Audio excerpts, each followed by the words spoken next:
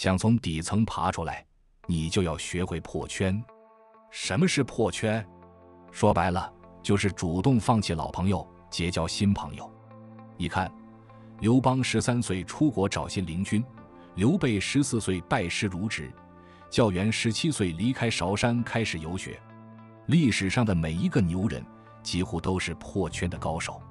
我们总说苟富贵勿相忘，实际上呢，一个人想要变强变富，就是不断挣扎，换圈子卸包袱的过程。沉浸在一种圈层里，带给你的只有原地打转，止步不前。一个人的朋友圈就是一个人的财富总和，因为人是环境的产物，人啊会受到周围的人的评价和影响。所谓近朱者赤，近墨者黑，圈子就是孕育一个人财商情商逆商的风水宝地。当然，凡事都有其两面性，好的圈子呢，能够让你起飞，差的圈子可能谋财害命。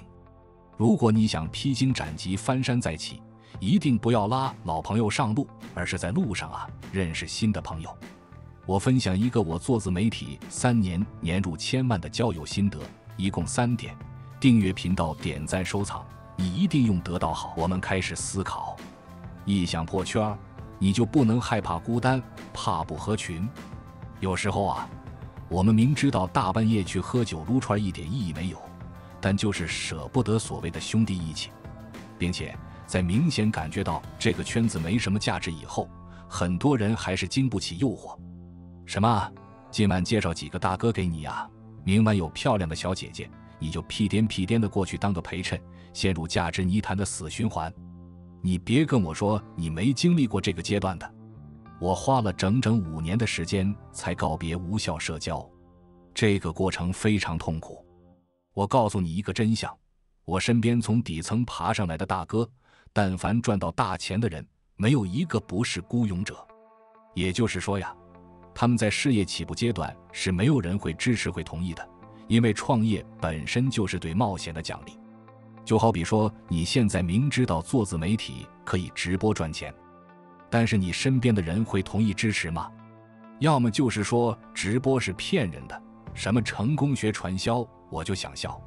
一个国家都支持的平台，但依然有很多人不相信。为什么？就是因为很多人做事都怕孤单，觉得做事一定要有人理解，有人陪，因为那个样子才会觉得安全。即使错了也不怕，因为其他人和自己一起，无论是错对还是受惩罚，自己都不会孤单。因此即使这件事是错的，如果有人陪，他也会去干。而如果说这件事没人陪，即使这件事是对的，打死都不做，这就是典型的弱者从众思维。所以你想成功，就不要怕孤单，而且是必然孤单，因为这是成功者的宿命。第二，想破圈，你身边必须没有什么老朋友。这不是说老朋友没有感情和没有价值，而是当你习惯那种舒服的没有戒心的环境，你就失去了奋斗的可能性。这句话呢，听上去很刺耳，但你仔细回忆一下，是不是这么回事？除了喝酒扯淡，基本上啥正事儿也不会有。如果你身边都是老朋友，几年10几年没有换过，告诉你，那不是值得庆幸和炫耀的事儿。相反这是一件非常危险的事。为什么？因为那说明你几年10几年没有成长了。如果你继续如此，那你大概率死都会这样。这就是富兰克林说的，很多人死于25岁，葬于75岁。想要成功你就不得不停地成长。而你想要不停地成长，就必须要不断地突破旧的圈子，进入新的圈子。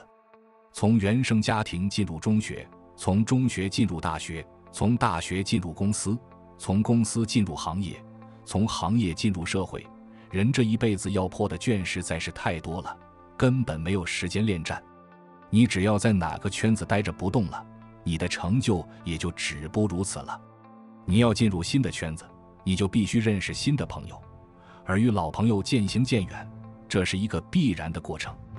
第三，朋友只能被筛选，不能被教育。很多人在自己小有成绩以后就圣母心泛滥，就想帮朋友一把，还觉得自己有义务帮。苟富贵勿相忘毕竟曾经还是有过感情的。我劝你打住，每个人啊都有自己的人生，你永远叫不醒一个装睡的人。他父母都没能力改变得了他，你哪来的自信能够改变呢？如果对方不想改变，你就是说破天也没有用。如果你非要那样，那会让你掉入万丈深渊。不要试图教育朋友，没有人喜欢被教育。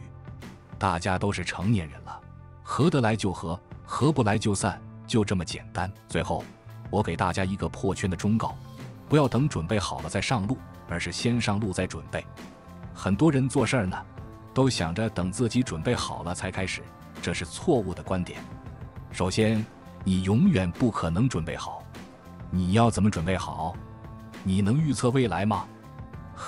不能吧。你能提前知道你在做这件事情会遇到什么样的问题吗？你不能。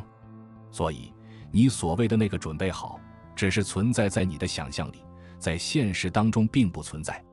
其次，等你真的准备好了，黄花菜都凉了。正所谓机不可失，时不再来。抓住现在的机会就是最好的准备。唐僧去西天取经，不是等有了徒弟才开始上路的，而是在前往西天取经的路上才遇到了他的徒弟们。如果他不上路，那他永远不可能遇到他的徒弟们，更不可能取回真经。有时候，成长的代价就是如此的矛盾和现实。路是自己选的，跪着，你都要把它走完。无论如何，你都要清醒地告诉自己，活出精彩，活出价值，活出你的魅力。订阅达摩读书频道，让你风生水起。